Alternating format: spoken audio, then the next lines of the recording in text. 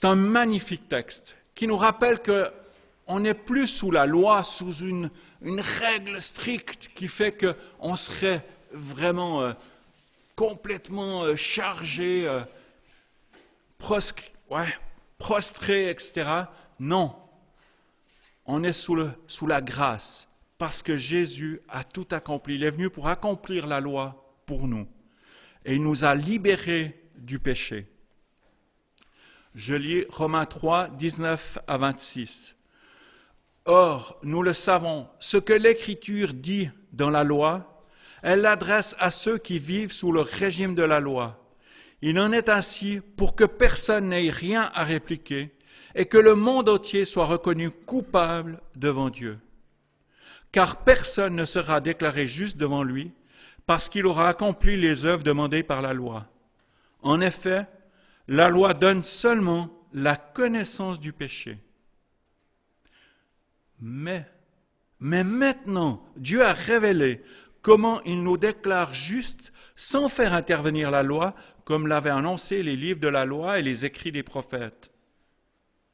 Dieu déclare les hommes justes par leur foi en Jésus-Christ, et cela s'applique à tous ceux qui croient, car il n'y a pas de différence entre les hommes. Tous ont péché, en effet, et sont privés de la glorieuse présence de Dieu, et ils sont déclarés justes par sa grâce.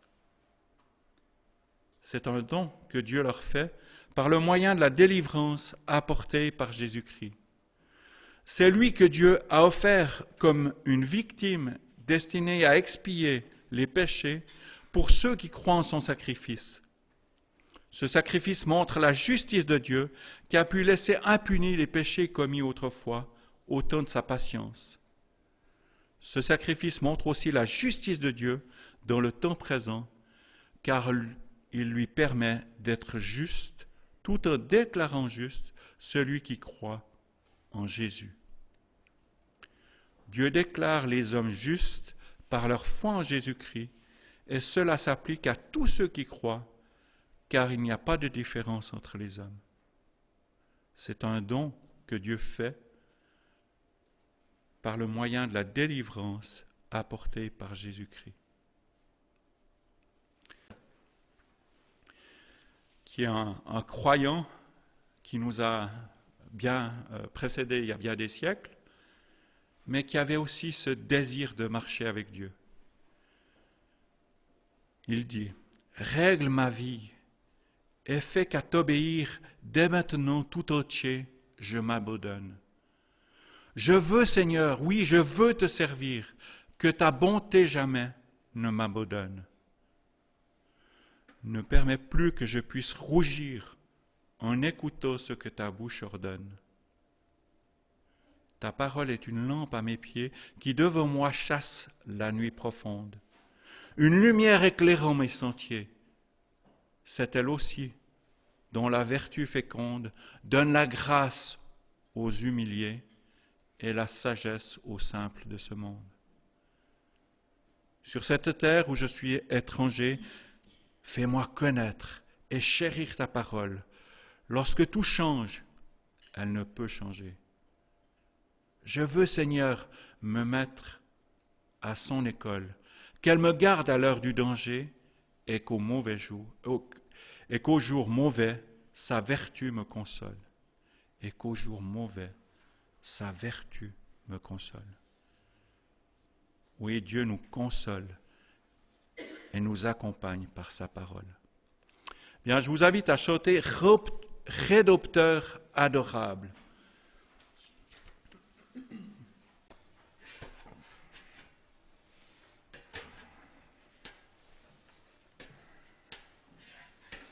Enfin, j'essaie un peu de mettre la tablette pour pas qu'elle va dans tous les sens. Alors, si vous m'entendez pas très bien, alors ne dites pas « Ah ouais, on n'entend rien du tout », mais faites juste un petit geste comme ça, puis je lèverai la voix, parce que j'ai pas une voix qui porte, et puis j'ai une voix qui, au fur du temps, risque de baisser légèrement. Alors, veuillez m'en excuser, mais je vous encourage à faire un petit geste si des fois vous n'entendez pas bien. Je remercie Paul pour son invitation à l'église de Renan. Pour nous, c'est un vrai plaisir de vous rencontrer. Pour moi, personnellement, c'est ma première prédication après le confinement. Alors, ça fait déjà des mois que je n'ai pas pris la parole en public. Oui, c'est un renouveau, et puis je crois que c'est merveilleux avec le Seigneur, c'est qu'il y a des choses des fois, qui sont en attente pour quelque chose aussi de meilleur. Et Dieu est un Dieu qui veut le meilleur pour chacun de nous.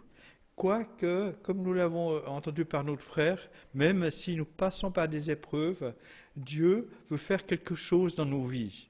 Et ça, c'est merveilleux, ça nous dépasse. Parce que le monde dit, pauvre type, pauvre femme, tu vas pas aller bien loin. Ça, c'est ce que le monde dit. Mais la Bible dit autre chose, est vraiment positive. Et c'est ça qui me fait plaisir.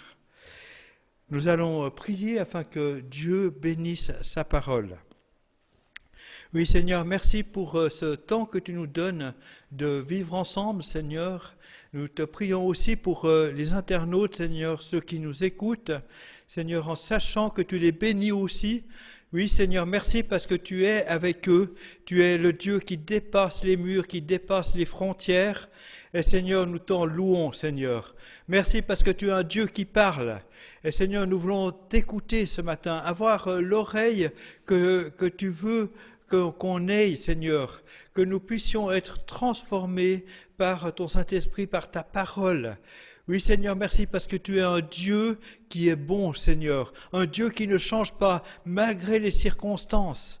Et Seigneur, nous te remercions.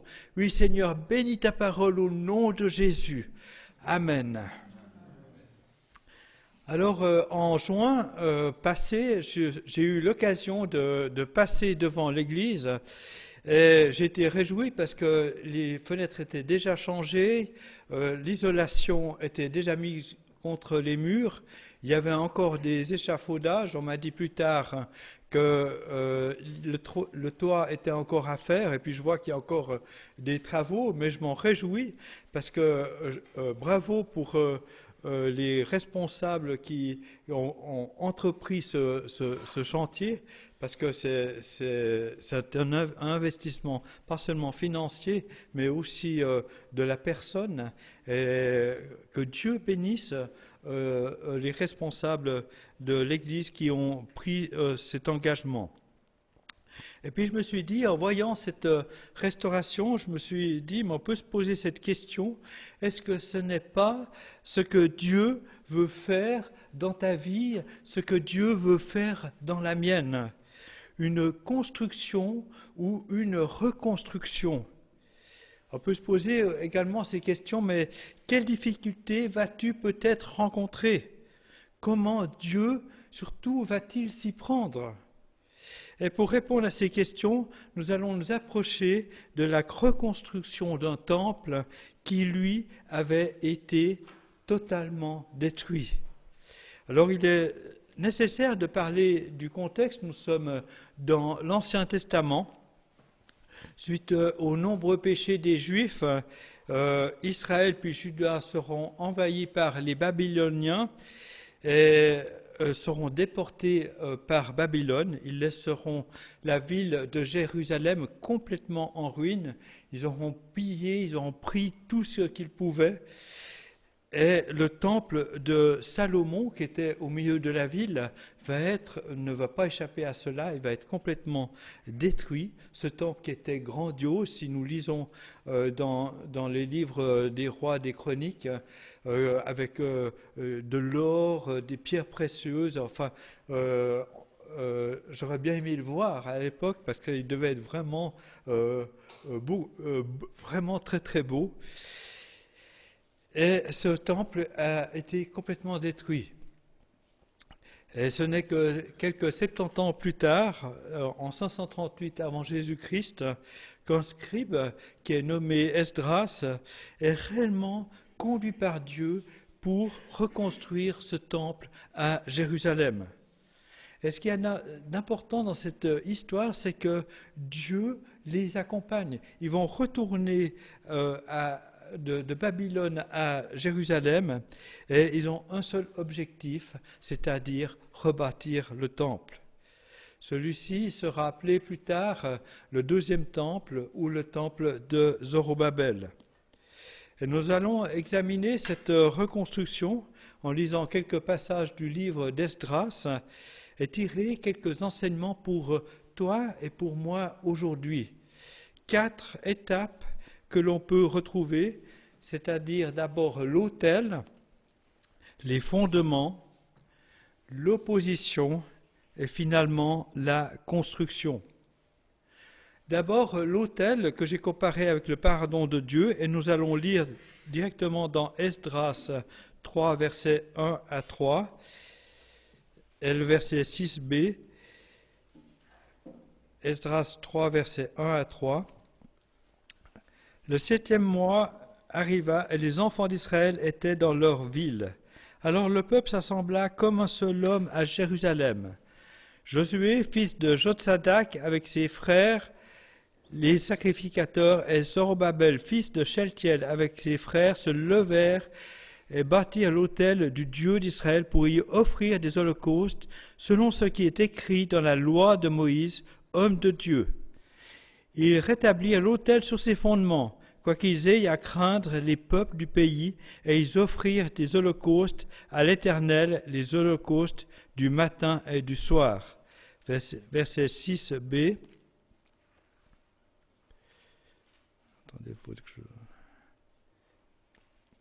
Cependant, les fondements du temple de l'Éternel n'étaient pas encore posés.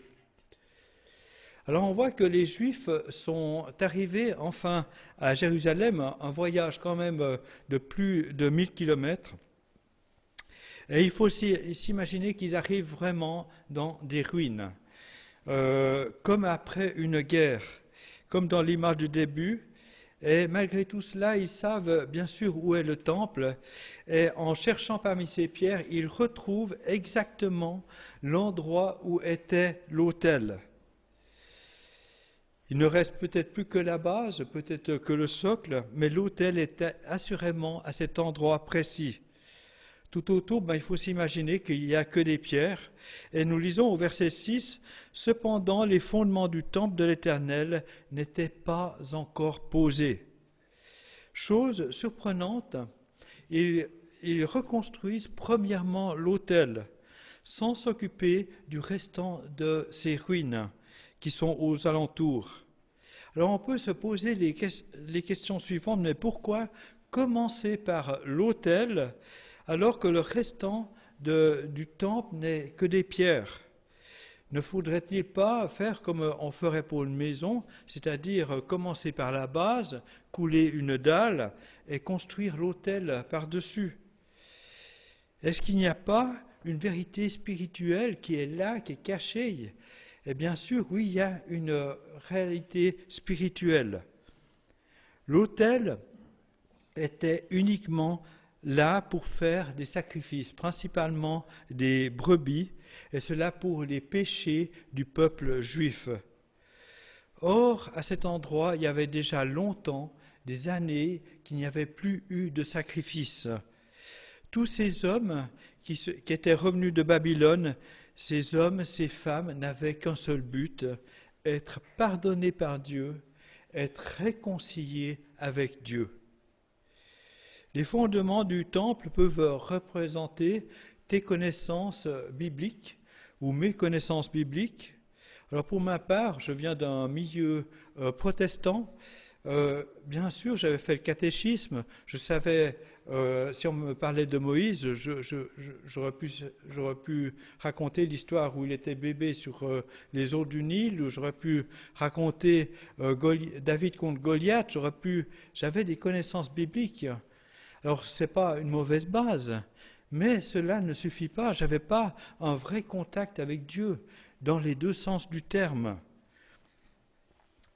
Il faut que tu commences également toi-même par l'autel dans ta vie. Le mal que tu as fait, sache-le, te sépare de Dieu, car Dieu est entièrement saint et il ne peut accepter le mal que tu vis. Romains 3, verset 23 le dit, car tous ont péché et sont privés de la gloire de Dieu. Et pour cela, il faut qu'il y ait un vrai sacrifice afin que tu sois pardonné devant Dieu. Dans Romains 3, verset 25, dans la Bible en français courant, il est dit « Dieu l'a offert, c'est-à-dire Jésus, en sacrifice afin que, par sa mort, le Christ obtienne le pardon des péchés en faveur de ceux qui croient en lui. » Et la bonne nouvelle, c'est que Jésus est venu sur cette terre afin qu'il soit sacrifié, afin que tu sois pardonné devant Dieu et que tu puisses être réconcilié avec lui. Dans 1 Corinthiens 3, verset 11, il est rajouté « Car personne ne peut poser un autre fondement que celui qui a été posé, à savoir Jésus-Christ. » Tu peux faire cette prière ce matin. Si tu ne le connais pas vraiment, tu peux lui dire « Seigneur, je ne te connais pas vraiment, mais j'aimerais vraiment te rencontrer. Et je t'apporte ce que j'ai fait de mal. Je t'apporte mes péchés. Je te demande pardon. Et je te prie que tu entres dans ma vie, que tu entres et tu changes ma vie. Et sache-le, il va le faire. Il est fidèle, il va le faire. C'est un Dieu qui agit. Et c'est ça qui me fait plaisir. Nous avons un Dieu qui agit dans les vies. Le deuxième point, je l'ai intitulé « Les fondements » et je l'ai comparé à la parole. Nous lisons dans Esdras 3, versets 10 et 11. « Lorsque les ouvriers posèrent les fondements du temple de l'Éternel, on fit assister des sacrificateurs en costume avec les trompettes et les Lévites, fils d'Asaph, avec les cymbales, afin qu'ils célèbrent l'Éternel d'après les ordonnances de David, roi d'Israël. Ils chantaient, célébrant et louant l'Éternel par ses paroles. Car il est bon, car sa miséricorde pour Israël durera toujours. Et tout le peuple poussait des grands cris de joie en célébrant l'Éternel, parce qu'on posait les fondements de l'Éternel. » Ils ont réalisé une chose, ce peuple a réalisé une chose, c'est qu'ils sont vraiment pardonnés devant Dieu. C'est pour ça qu'ils sont tellement joyeux. Et ils chantent « Car il est bon, car sa miséricorde pour Israël durera toujours ». Et ce verset « Car il est bon, car sa miséricorde durera toujours » est mentionné, tenez-vous bien, 40 fois dans la Bible. Donc c'est un verset qui est important pour toi et pour moi. Ils chantent vraiment la parole de Dieu. Et cela rejoint tout à fait le passage que l'on trouve dans Néhémie, où Esdras lit pendant toute une matinée le livre de la loi. Tenez-vous bien, entre 4 et 6 heures de lecture. C'est un peu plus long que les messages que nous sommes habitués ici. Et dans Néhémie, verset 8, il disait, il est écrit, il lisait distinctement dans le livre de la loi de Dieu, et ils en donnaient le sens pour faire comprendre ce qu'ils avaient lu. Et au verset 12, ils se réjouirent car ils avaient compris les paroles qu'on leur avait expliquées. La parole de Dieu agit dans les cœurs. Et une chose est certaine, c'est que ton intelligence, mon intelligence doit être régénérée par le Saint-Esprit. Seul le Saint-Esprit peut te faire comprendre des choses qui sont divines. Romains 8, verset 14, il est dit « Car tous ceux qui sont conduits par l'Esprit de Dieu sont fils de Dieu. » Et ce verset important déclare deux choses. D'abord qu'il te faut une vraie révélation du Saint-Esprit pour comprendre que tu es vraiment un fils de Dieu ou une fille de Dieu. Ton intelligence, même si elle est très élevée, ne suffit pas. En sachant cela, en sachant que tu es le Fils de Dieu, il va y avoir des bonnes répercussions dans ta vie. Parce que tu sauras une chose, et nous l'avons entendu avec le témoignage de notre frère, si tu sais que tu es enfant de Dieu, tu sais que le Père, ton Père spirituel, va prendre soin de toi. Ça, c'est sûr. Il va prendre soin de toi. Tu as également aussi besoin du Saint-Esprit pour être conduit dans ta vie, pour savoir quelle direction prendre.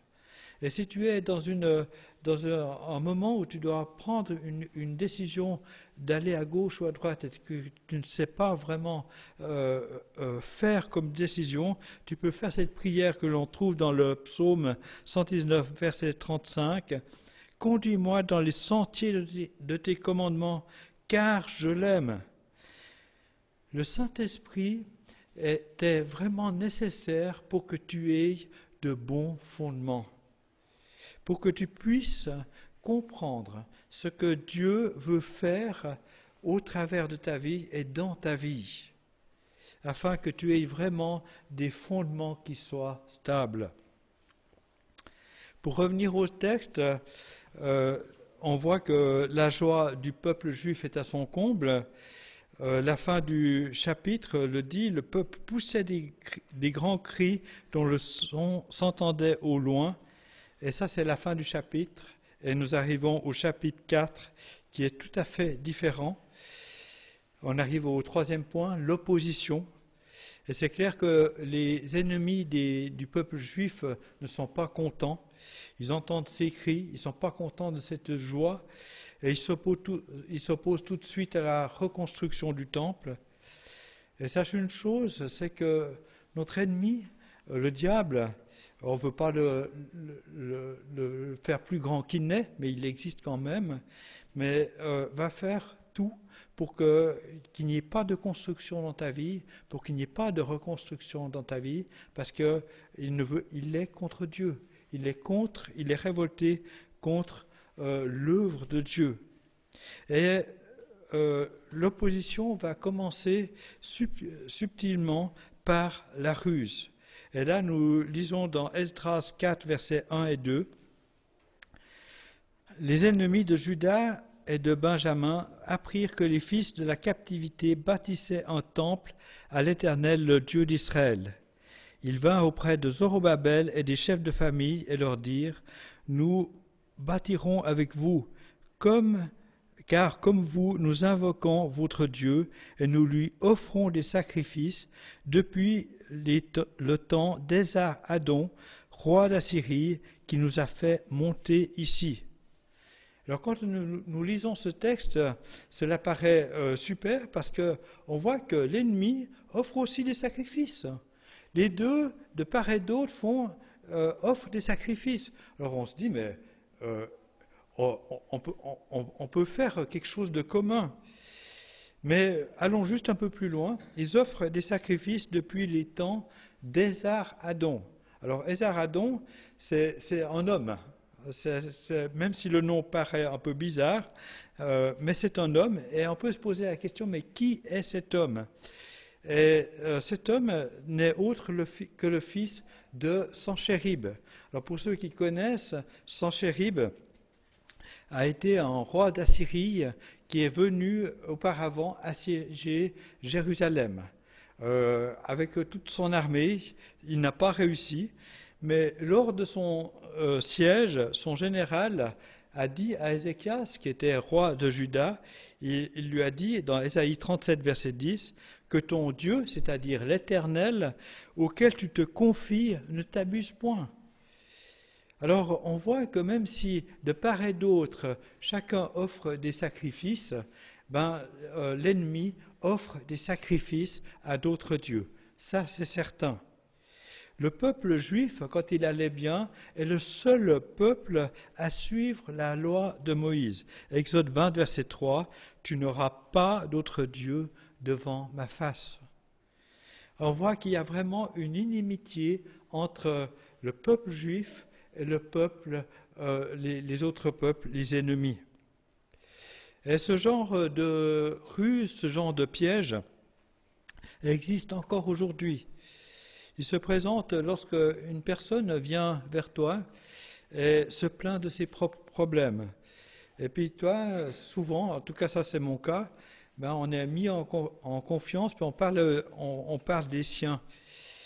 Mais j'aimerais te dire, sache une chose, c'est qu'il y a des choses qui sont personnelles que tu ne peux pas partager avec n'importe qui.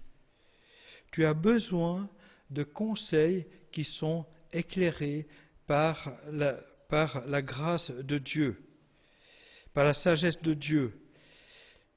Les conseils qui ne sont qu'humains ne peuvent amener que des doutes, voire de la confusion. Ce qui est important, celui qui est ou celle qui est en face de toi ne peut t'apporter que ce qu'il a ou ce qu'elle a reçu. Il, elle, a aussi besoin de la grâce de Dieu. Et je t'encourage, si tu passes par des difficultés, d'aller surtout si tu es un homme, d'aller vers un frère, si tu es une femme, d'aller vers une sœur et de partager ces problèmes afin de les mettre dans la prière. Et ça, je crois que c'est le plus important. Quand on partage des choses, c'est de les mettre dans la prière. Et si après le culte, il y a quelqu'un qui vient vers toi et qui lui dit, qui te partage un problème, osez lui dire, écoute mon frère, écoute ma sœur, est-ce que tu permets que je prie pour toi, afin que Dieu intervienne? Il n'y a pas besoin d'être pasteur, d'être ancien pour faire ça.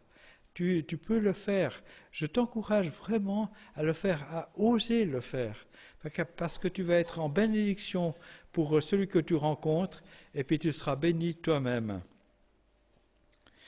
Une autre arme de l'ennemi, c'est le découragement. Esdras 4, verset 4, il est écrit « Alors les gens du pays découragèrent le peuple de Juda, ils l'intimidèrent pour l'empêcher de bâtir. » Il faut le reconnaître, le découragement s'insinue facilement dans nos vies, soit par des épreuves, soit par des paroles mauvaises que nous avons entendues, ou des pensées négatives. Et là, je crois que personne ici n'est infaillible, mais je t'encourage, reviens sans arrêt à lui et reconnais que tu ne peux rien faire sans l'Éternel. Dans 2 Chroniques 14, verset 10, il y a une très belle prière qu'un roi a fait, et tu peux la faire toi-même aussi. Éternel, toi seul peux venir en aide aux faibles comme aux forts. Viens à notre aide, Éternel notre Dieu, car c'est sur toi que nous nous appuyons. Un peu plus loin, Éternel, tu es notre Dieu, que ce ne soit pas l'homme qui l'emporte sur toi. Alors je t'encourage, appuie-toi sur ton Dieu. On voit que l'ennemi n'a pas réussi et il va arriver à ce qu'il peut faire, c'est-à-dire arriver à la violence. Et dans Esdras 4, versets 23 et 24, ils, c'est-à-dire les ennemis, allèrent en hâte à Jérusalem vers les Juifs et firent cesser leurs travaux par violence et par force. Alors s'arrêta l'ouvrage de la maison de Dieu à Jérusalem.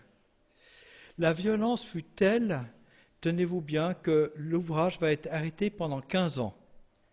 15 ans, c'est beaucoup d'années. Imaginez-vous 15 ans en arrière ou 15 ans plus tard, ça fait beaucoup de temps. La crise que nous avons vécue, surtout le confinement, quoique la crise continue, mais quoiqu'elle est totalement différente, a été quand même forte. Elle a poussé beaucoup d'entre nous à revoir certaines façons de vivre. Mais j'aimerais te dire que si certains plans de ta vie ont été mis en veilleuse, sache une chose, c'est que Dieu a un plan pour toi. Et il n'a pas fini avec toi. Il veut continuer il veut continuer avec toi dans le plan qu'il a prévu pour toi. Et 1 Thessaloniciens 5, verset 24 va dans ce sens. Celui qui vous a appelé est fidèle et c'est lui qui le fera. Nous arrivons au 4e point, la construction que j'ai comparée avec une pierre vivante. Agé et Zacharie prophétisent au nom du Dieu d'Israël dans Esdras 5, versets 1 et 2. Et il est écrit « Alors Zorobabel, fils de Sheltiel, et Josué, fils de Jotsadak, se levèrent et commencèrent à bâtir la maison de Dieu à Jérusalem. Et avec eux étaient les prophètes de Dieu qui les assistaient. On voit Zorobabel, le gouverneur, on voit Josué, le grand sacrificateur, les prophètes, tous se mettent à l'ouvrage. Il y a tout à coup plus de différences sociales. Et pour donner un exemple actuel, c'est comme si tu travaillais à un édifice et qu'il y ait à côté de toi, par exemple, Alain Berset, qui travaille aussi et puis qui te tend une pierre avec le sourire. C'est exactement ce qui se passe. C'est dans un tout autre contexte, bien sûr, mais c'est imaginaire, mais c'est dans un tout autre contexte. Mais c'est exactement ce qui se passe à Jérusalem. C'est-à-dire un gouverneur qui travaille la même chose que peut-être le plus petit des ouvriers. À côté des ouvriers, c'est ce qui se passe. Et il y a une véritable unité. Et je crois que l'Église, mais il faut le dire, est beaucoup plus qu'un bâtiment, aussi beau soit-il. Et ça, nous l'avons appris avec cette crise du coronavirus où les lieux de culte ont été désertés. Et je peux vous dire que nous avons été réjouis, mon épouse et moi, ma famille et moi, de pouvoir suivre des cultes par Internet. On a été bénis. Et je crois que ces cultes par Internet, c'est très précieux. Et merci pour l'équipe technique qui est ici, parce que vous faites quelque chose qui est important. Et je crois que c'est important que l'Évangile soit prêché par tous les moyens. Et nous apprenons une vérité, c'est que l'Église, c'est toi et moi.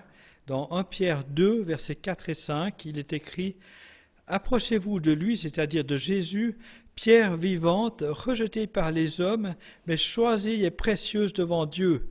Et vous-même, comme des pierres vivantes, édifiez-vous pour former une maison spirituelle. » Bien sûr, il y a plusieurs sortes de pierres. Je t'encourage à ne pas être une pierre de décoration, même aussi belle soit-elle. Ne regarde également pas à celui qui est à ton côté, à tes côtés. Ose avoir le regard sur toi. J'aimerais te dire, tu es appelé, je suis appelé à être une pierre vivante. Si tu veux être une pierre vivante, il n'y a qu'une seule solution. Approchez-vous de lui, approche-toi de Jésus. Et demande-lui dans la prière, mais qu'est-ce que je peux faire si tu ne fais rien? Mais qu'est-ce que je peux faire dans ton œuvre?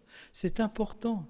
Et je crois que c'est bien même de le partager, de dire, je sais faire déjà ça, je suis spécialiste dans ça, mais qu'est-ce que je peux faire dans l'Église?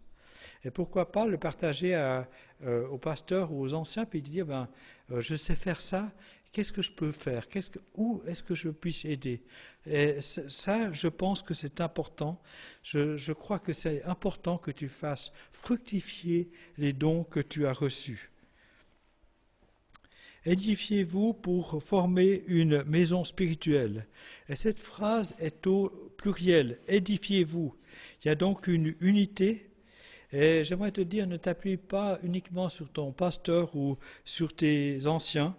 C'est vrai, sois un soutien pour eux. Je t'encourage bien sûr à prier pour eux afin que Dieu les soutienne, mais surtout participe à l'œuvre de Dieu. Ne reste surtout pas en stand-by. Ne reste pas en stand-by. Et lorsque tu participes à l'œuvre de Dieu, non seulement tu édifies l'Église avec un grand E, mais tu t'édifies toi-même. C'est vraiment le principe de l'arroseur arrosé. Tu bénis les autres et puis tu es béni en retour. Il se passe réellement des choses positives en toi et ça fait partie de ta reconstruction personnelle. Tu deviens ou tu redeviens une pierre vivante. Alors en conclusion, Dieu alors regarde sur toi, il ne t'a pas oublié, afin de te construire ou même de te reconstruire. Dieu est le divin architecte et il ne fait pas d'erreur. Nous en faisons, mais lui, il n'en fait pas. Si tu ne connais pas Jésus personnellement, tu peux venir après, on priera avec toi pour t'accompagner, pour que tu connaisses Jésus personnellement. Si tu as besoin d'être conduit dans ta vie, prie que Dieu te conduise, refuse l'œuvre de l'ennemi et surtout entre dans son œuvre. Je crois que c'est important, entre dans son œuvre. Sois une pierre vivante. Et pour revenir à la fin de l'histoire, Esdras et son équipe vont réussir leur projet. Le temple sera reconstruit. Et j'aimerais te laisser ce verset qui est adressé prophétiquement à Jésus dans Ésaïe 58, verset 12. « Tu relèveras des fondements antiques. On t'appellera réparateur des brèches, celui qui restaure les chemins, qui rend le pays habitable. » Dieu n'en a pas fini avec toi. Il veut continuer le plan qu'il a pour toi. Il a vraiment le meilleur pour toi. Il veut continuer. Il a un avenir pour toi. Nous allons prier afin que Dieu bénisse, continue à travailler dans nos cœurs. Oui, Seigneur, merci pour ta parole. Seigneur, merci parce que nous voyons dans l'histoire des hommes, des femmes qui se sont levés pour reconstruire un temple qui, malgré les ennemis, ont été de l'avant. Et Seigneur, donne à chacun ici d'aller de l'avant avec toi. Oui, Seigneur, merci parce que tu es fidèle, tu ne changes pas. Et Seigneur, merci parce que tu reconstruis, tu construis et tu reconstruis chacune de nos vies. Merci parce que tu es fidèle. Au nom de Jésus. Amen.